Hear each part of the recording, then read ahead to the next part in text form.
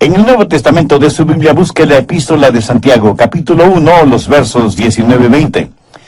Por tanto, mis amados hermanos, todo hombre sea pronto para oír, tardo para hablar, tardo para airarse, porque la ira del hombre no obra la justicia de Dios. Pero brevemente quiero que note el verso 18. Él de su voluntad nos hizo nacer por la palabra de verdad, para que seamos primicias de sus criaturas. Este versículo habla del nuevo nacimiento que cada genuino creyente ha experimentado. Y yo confío, amigo oyente, en que usted ya haya experimentado ese nuevo nacimiento. Hoy se habla mucho acerca del nuevo nacimiento. Muchas personas dicen que han nacido de nuevo. Y una de las maneras en que usted puede decir si una persona ha nacido de nuevo es si ve un cambio radical en la forma en que esa persona vive. Permítame decir algo muy claramente. Si usted en verdad ha nacido de nuevo, su comportamiento también será nuevo. Pablo lo dice de la siguiente manera: de modo que si alguno está en Cristo, nueva criatura es. Las cosas viejas pasaron, y aquí todas son hechas nuevas. Escúcheme, y escúcheme bien. Si su religión no ha cambiado su vida, es mejor que cambie de religión. Porque la religión bíblica, si así podemos llamarla, debe cambiar su vida. Así que Santiago 1:18 habla del nuevo nacimiento, y en el verso 19 se habla del nuevo comportamiento. Se cuenta que algunos hombres estaban hablando acerca de las nuevas traducciones de la Biblia, y uno de ellos dijo: a mí me gusta más la traducción de mi madre. Los demás le dijeron: pues no sabíamos que tu mamá era una persona tan erudita. ¿Cómo traduce ella la Biblia? Y el hombre contestó: mi madre traduce la Biblia en el vivir cotidiano. Todos se quedaron en silencio, pensativos, y yo creo que todos necesitamos traducir la Biblia en nuestras acciones diarias. Santiago habla acerca de 3 áreas pertinentes de nuestro comportamiento. Son instrucciones que el apóstol nos da porque somos nacidos de nuevo. Veamos otra vez el verso 19. Por esto, mis amados hermanos, todo hombre sea pronto para oír, o sea, sintonícese. Tardo para hablar. Eso quiere decir, baje la voz. Tardo para airarse, lo cual quiere decir, sea agradable. Así que veamos primero, sintonícese. Pronto para oír. Listo para escuchar lo que Dios tiene que decirnos individualmente. Parece que algunas personas son completamente sordas o que escuchan solo lo que les conviene y no oyen la voz de Dios porque sus oídos espirituales están fuera de sintonía. La Biblia dice que debemos ser prontos para escuchar, pero no dice que debemos escuchar todo lo que se dice.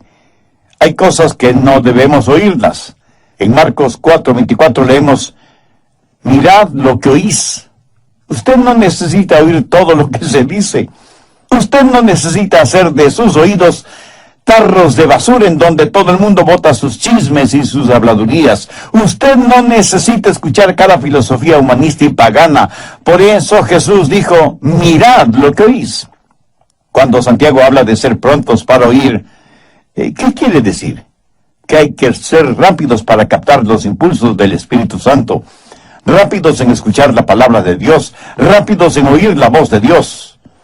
¿Está usted listo para oír la voz de Dios este momento? El problema con mucha gente es que no está escuchando. No es que Dios no esté hablando. El problema es que nosotros no estamos escuchando. Dios nos habla por medio de su palabra, la Biblia. ¿Tiene usted una Biblia? ¿La lee? ¿La conoce? ¿La estudia y medita en ella? Si su respuesta es no a estas preguntas, ¿por qué no? ¿Usted dice ser cristiano? La Biblia es la palabra de Dios para usted. Por lo tanto, no es paradójico que usted quiere conocer la voluntad de Dios, pero no lee su palabra ni su corazón está listo para escuchar su voz. Tengo aquí 5 preguntas que quiero que se las haga a usted mismo. Primera, ¿hay una lección que debo aprender? Segunda, ¿hay una bendición que debo disfrutar? Tercera, Hay un mandamiento que debo obedecer. Cuarta, hay un pecado que debo evitar. Y quinta, hay una verdad que debo llevar y compartir. Verá, Dios me ha llamado a mí para predicar. Y no lo digo por vanidad ni orgullo. Dios me ha dado la habilidad y la sabiduría espiritual para predicar su palabra. Si no fuera así, yo sería un usurpador de una extraordinaria responsabilidad a la que Dios me ha llamado. Y la Biblia me dice que debo ser sumamente cuidadoso con lo que predico. El apóstol Pedro dijo, si alguno habla, hable conforme a la palabra de Dios. Pero así como es mi responsabilidad el hablar conforme a la palabra de Dios, es su responsabilidad, amigo oyente, el estar preparado para escuchar el mensaje de la palabra de Dios. Tengo el derecho de esperar que usted esté preparado para oír, así como usted tiene el derecho de esperar el que yo esté preparado para predicar. ¿No le parece? Sí, yo sé que no soy el mejor predicador del mundo y estoy muy convencido de esa realidad. Sé que hay muchos otros siervos predicadores que son verdaderos eruditos bíblicos, pero escúcheme, aunque sé que otros pueden predicar mejor que yo, nadie, absolutamente nadie puede predicar un mejor evangelio, porque el evangelio es uno solo. Y si alguien cree el evangelio de los falsos maestros, pastores y profetas, la Biblia dice, sea anatema. Dios habla por medio de las Escrituras. Dios habla por medio de mensajes como este que está escuchando. Dios habla por medio de su Espíritu Santo. Por eso la Biblia dice, el que tenga oídos para oír, oiga. Muchos no han aprendido a estar quietos y a escuchar lo que Dios diga en los momentos de meditación, de devociones personales. Ahora tengo una advertencia. Cuando usted tiene realmente su momento devocional con Dios, el diablo le atacará con toda la artillería del infierno, porque él no quiere que usted tenga esa comunión espiritual, ese compañerismo íntimo con Dios. Él no quiere que usted aprenda a decir, habla, Señor, que tu siervo escucha. ¿Le gusta a usted conversar con alguien que acapara la conversación? Muchos de nosotros somos egoístas cuando se trata de la oración. En vez de tratar de escuchar a Dios, queremos, casi demandamos que Dios nos escuche. En la sociedad actual en la cual vivimos, nos hemos llenado de tanto ruido infernal y mundano que casi desconocemos lo que es un tiempo de quietud, de silencio en la presencia de Dios. Y cuando visitamos Israel, al cruzar por unos campos de pastoreo, el guía nos dijo, a estos campos vienen los pastores con sus ovejas para que se alimenten, exactamente como lo hacían los pastores hace ya más de 2000 años, pero con una diferencia. Los pastores de antaño por lo general tenían una flauta, en la cual interpretaban hermosas melodías mientras las ovejas se alimentaban. Hoy en día tienen radios transistores y iPods para escuchar lo que se les antoja escuchar, sea bueno o malo. Y yo, sonriendo, pensé, si David hubiera tenido uno de estos modernos inventos, estoy seguro que no hubiera escrito el Salmo 23. Santiago, en primer lugar, nos dice que el nuevo nacimiento da como resultado un nuevo comportamiento, que debemos estar sintonizados a la voz de Dios y que debemos ser prontos para oír. En segundo lugar, dice que debemos ser tardos para hablar. No solo que debemos estar sintonizados, sino que debemos pensar antes de hablar. ¿Por qué? Porque la verdad es que en general hablamos demasiado. Abrimos muchas cosas por equivocación, pero no tan frecuentemente como la boca. Es como si el apóstol estuviera diciendo, no hablen tanto como están acostumbrados a hacerlo. Busque Proverbios 10:19.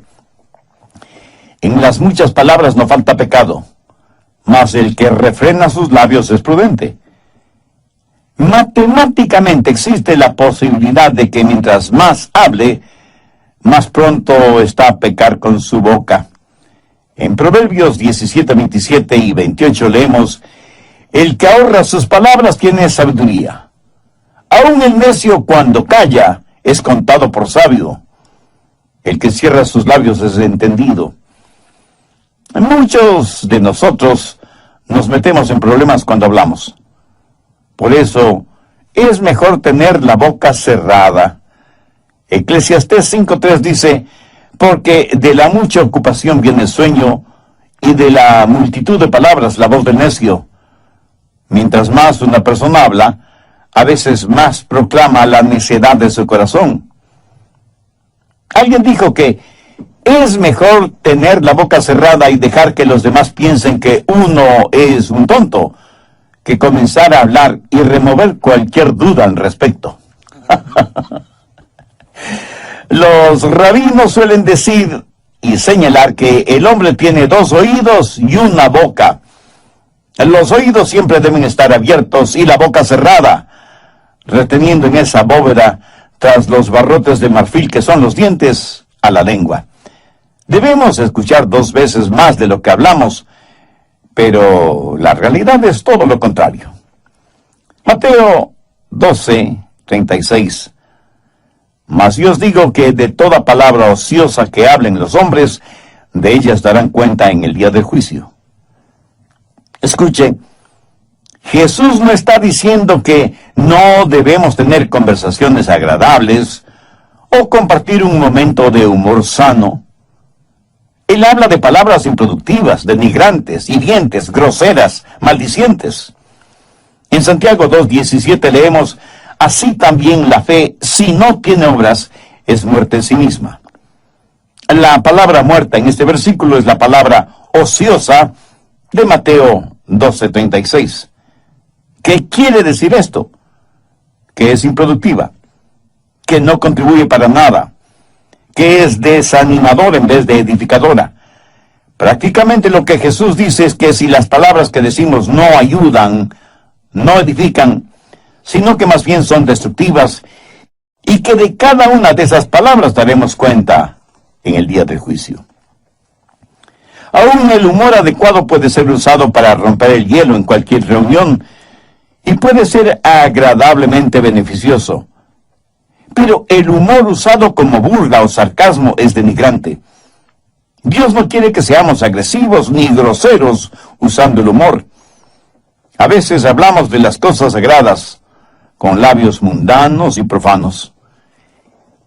En el capítulo 13 de Mateo, los fariseos habían acusado a Jesús de que echaba fuera a los demonios por el poder de Beelzebú, el príncipe de los demonios. Por eso Jesús dio una advertencia. No es una advertencia contra palabras sabias y edificantes, sino contra palabras acusatorias dichas seriamente.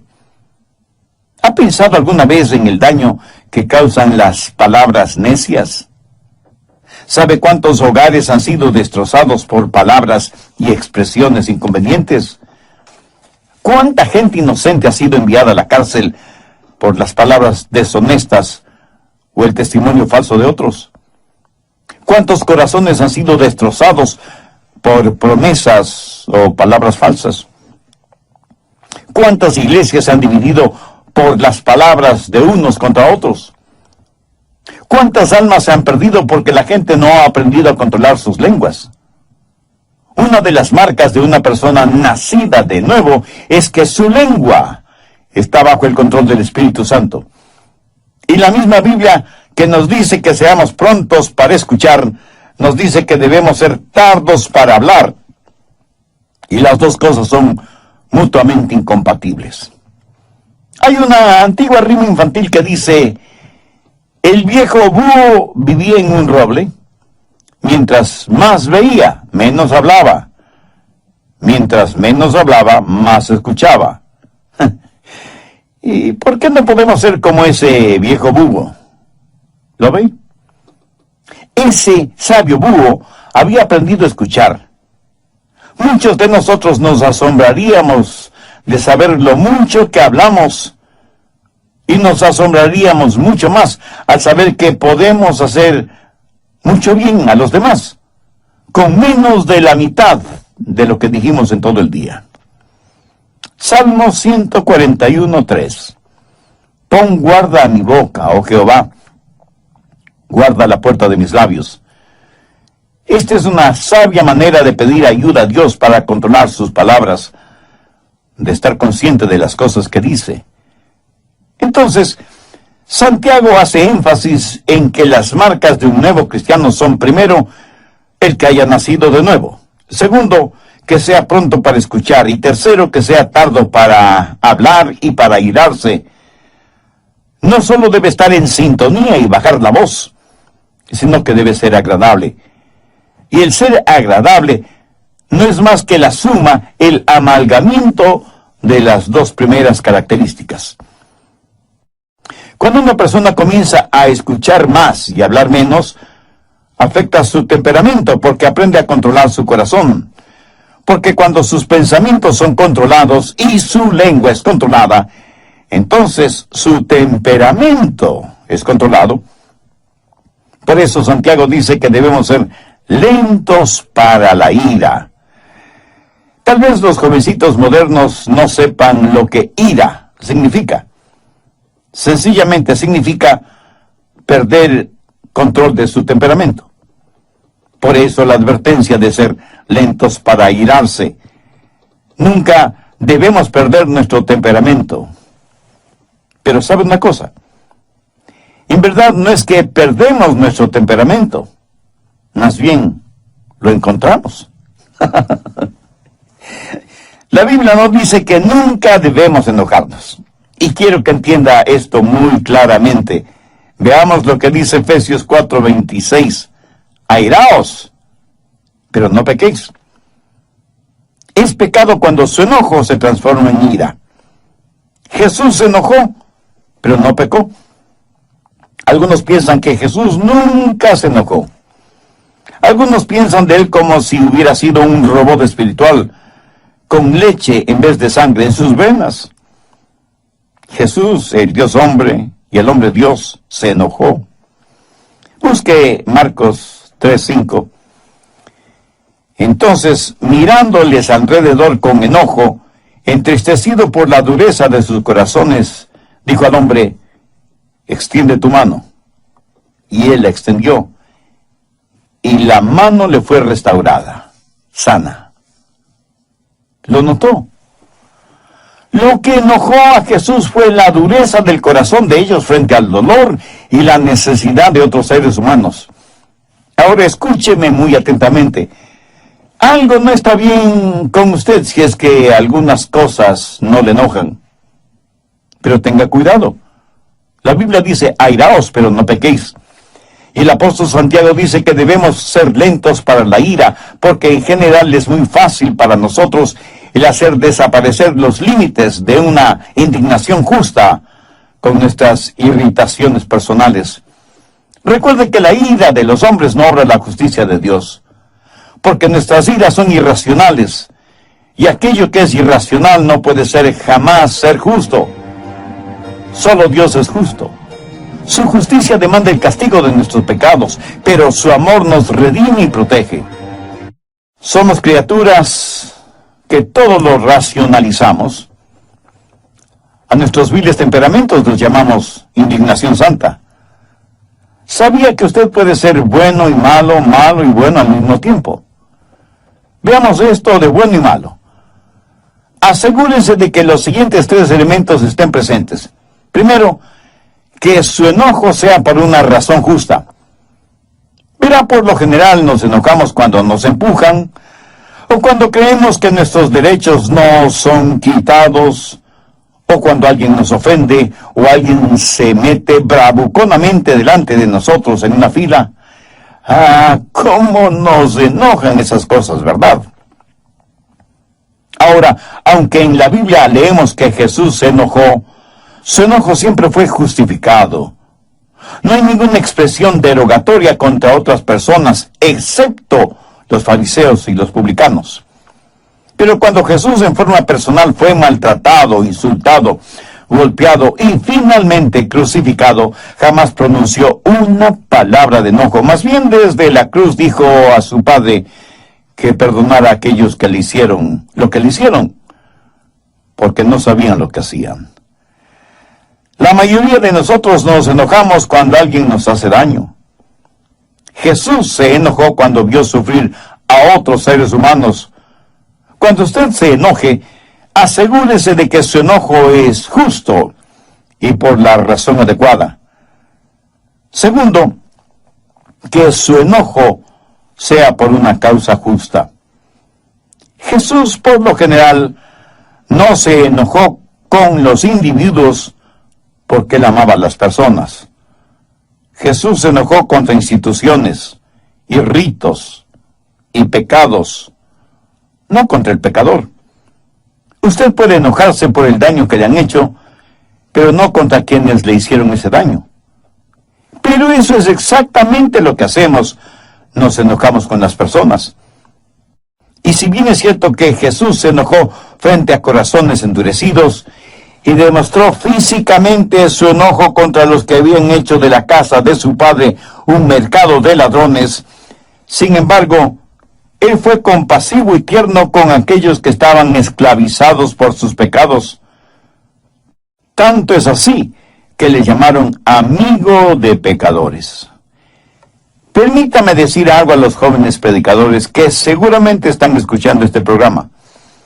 Espero que en sus ministerios ustedes prediquen contra el licor, drogas, pornografía, homosexualismo y todo lo demás, pero que lo hagan con firmeza y con convicción, no carente de compasión.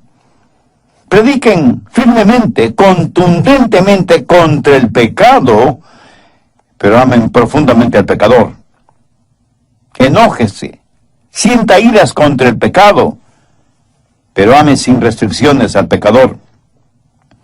Porque eso es exactamente lo que el Señor Jesucristo hizo, y nosotros, si somos hijos suyos, no debemos hacer menos. Jesús se enojó por la razón justa y por la causa correcta. En tercer lugar, se enojó de la manera adecuada.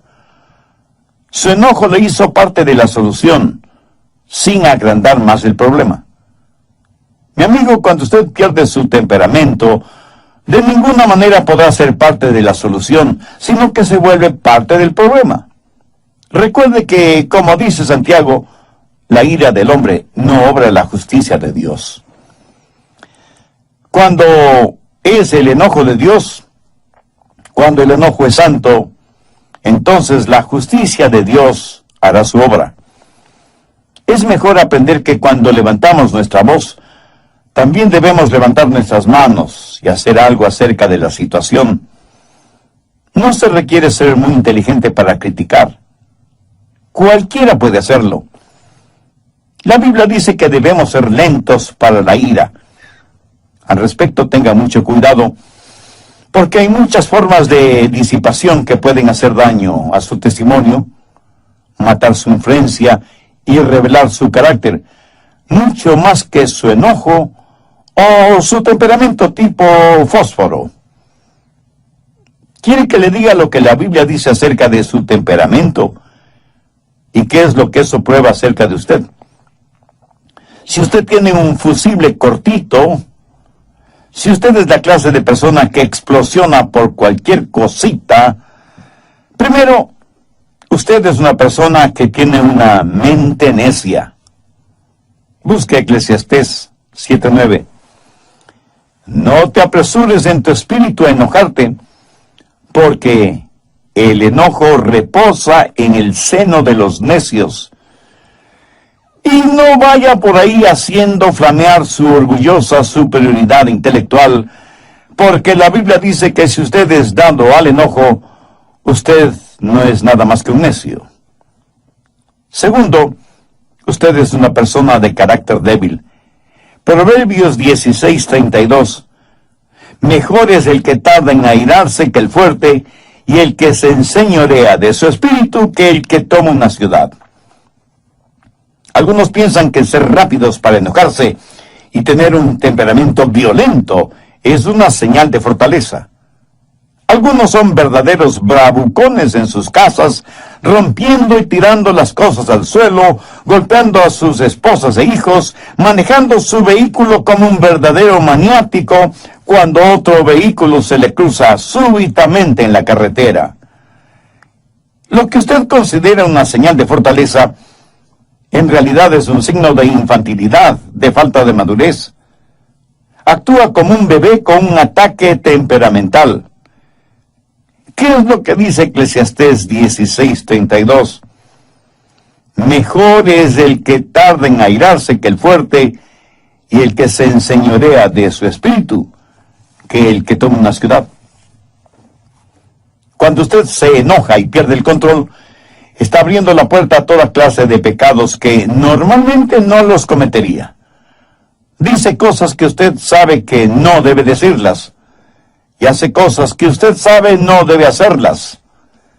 Busque Proverbios 29:22. El hombre iracundo levanta contiendas, y el furioso muchas veces peca. Cuando usted está furioso, sus pecados se van a multiplicar más de lo que usted piensa. Hará cosas negativas que ya no podrá deshacer. Dirá palabras que usted haría lo que fuera para no haberlas dicho. El momento que usted pierde su ecuanimidad mental, pierde el control de sus palabras y de sus acciones. Pero esto no le disculpa ni justifica delante de Dios. El hombre iracundo levanta contiendas y el furioso muchas veces peca. Alguien dijo que el enojo es como una piedra lanzada contra un nido de avispas. La analogía es clara y contundente. Sea iracundo y furioso, y se verá atacado por toda clase de pecados o transgresiones.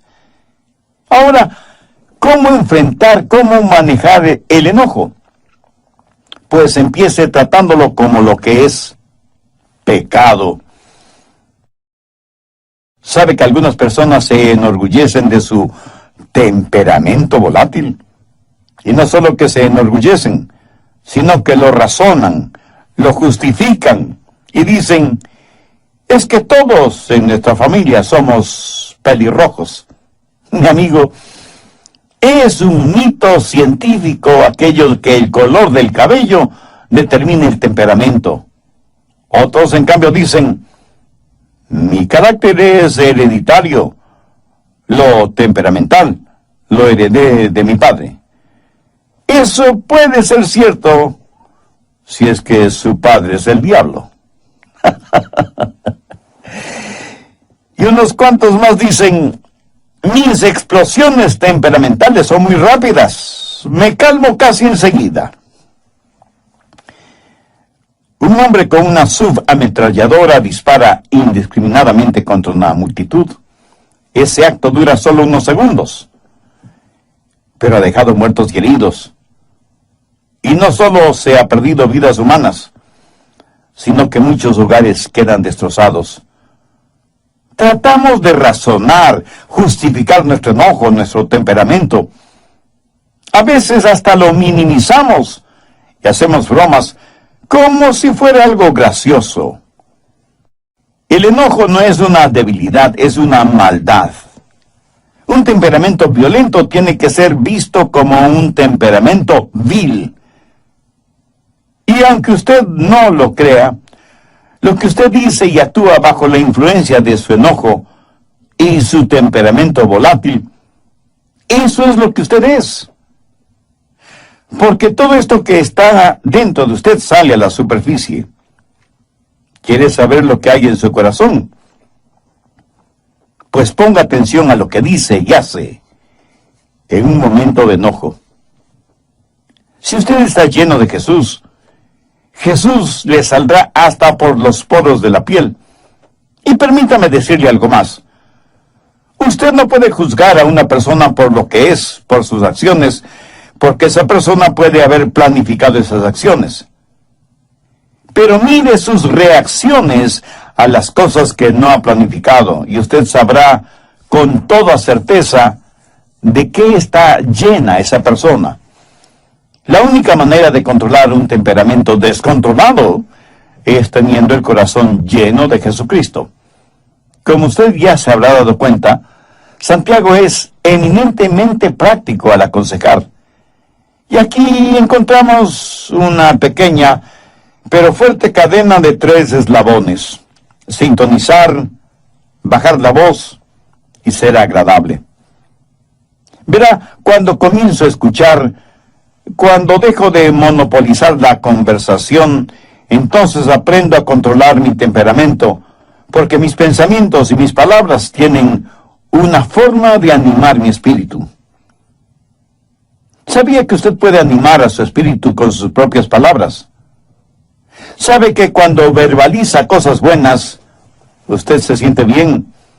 Y que cuando verbaliza cosas negativas, usted se siente mal. Muchos de ustedes, si tienen la tendencia a argumentar con su cónyuge, por lo menos sea cuidadoso o cuidadosa con sus palabras. Se sorprendería al saber cómo sus palabras controlan su espíritu. Muchas veces hablamos sin pensar, pero después de que hemos dicho ciertas palabras, la palabra áspera hace subir el furor. Así que cuando escucha más y habla menos, descubrirá que tiene más control sobre su espíritu. Una palabra descomedida puede empezar un pleito. Una palabra cruel puede arruinar una vida. Una palabra amarga puede inyectar veneno.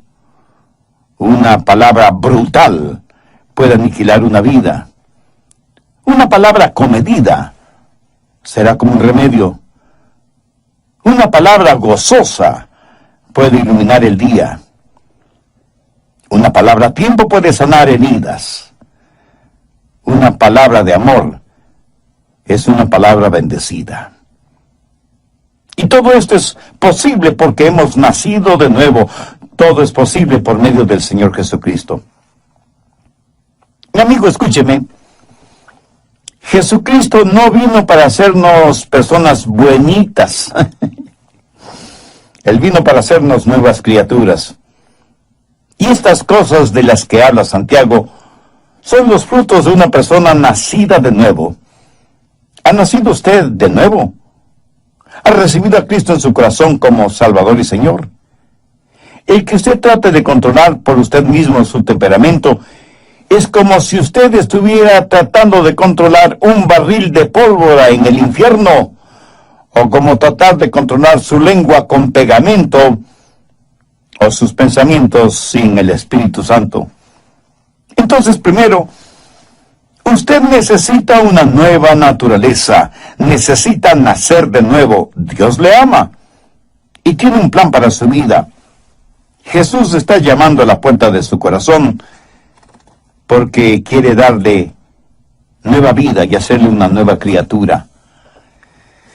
Hace años en el río Mississippi, uno de sus puentes debía ser levantado para permitir el paso de los barcos. El hombre que estaba a cargo de ese puente tenía un trabajo muy importante: mover palancas, girar manijas, apretar botones para poner en funcionamiento los engranajes del puente para levantarlo y bajarlo nuevamente. El puente se movía sobre sus enormes bisagras para permitir el paso de barcos.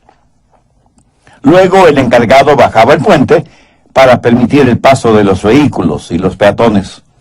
Un día el hombre trajo a su hijito, quien quería ver qué es lo que hacía su papá y cómo es que el puente trabajaba.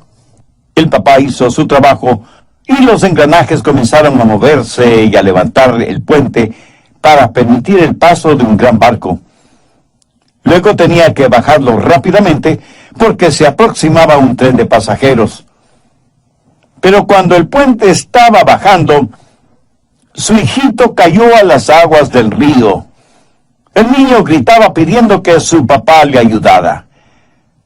El hombre sabía que no podía abandonar su puesto de trabajo, ni mucho menos los controles del puente. Si lo hacía así, el tren de pasajeros que se acercaba se descarrilaría y se hundiría en el río con toda su carga humana, y cientos de personas morirían ahogadas y sepultadas en los vagones del tren. El hombre tuvo que tomar una decisión. Se quedó en los controles, bajando el puente para que el tren pudiera pasar con seguridad, mientras con el corazón destrozado veía a su pequeño hijo desaparecer en las aguas del río. Nunca encontraron el cadáver del niño. Y cuando escuché esta historia, pensé en todas las personas que estaban en el tren, que vieron al hombre manejando los controles del puente, que agitaron sus manos y le sonrieron, y que nunca supieron el precio que ese hombre tuvo que pagar para salvarles. Espero que usted no haga eso con Dios, agitar la mano y sonreírle. Quiero que sepa que Dios puso a su Hijo Jesucristo en la cruz para que usted pueda cruzar con seguridad de la tierra al cielo. Quiero que sepa que Dios ama de tal manera al mundo, y aquí estamos usted y yo incluidos, que dio a su Hijo unigénito para que pagara el precio de la culpa de sus pecados. No los de Jesús, porque Él nunca pecó, sino sus pecados. Para que usted sea salvo, si deposita su fe y su confianza en Él. Dios le ama y quiere salvarle, y por eso le ha permitido a usted escuchar este mensaje, y a mí me ha permitido el comunicárselo. Si usted recibe al Señor Jesucristo como su Salvador, Él le perdonará sus pecados, vendrá a morar en su corazón por medio del Espíritu Santo, le dará una nueva naturaleza, y un día le llevará al cielo para que siempre esté con Él. Mientras tanto, pídale que Él le ayude a ser la clase de persona que Él quiere que usted sea. Pídale que le haga un instrumento útil y de bendición en sus manos, y nunca se avergüence de Él o de su palabra. Y agradezca todo esto en el nombre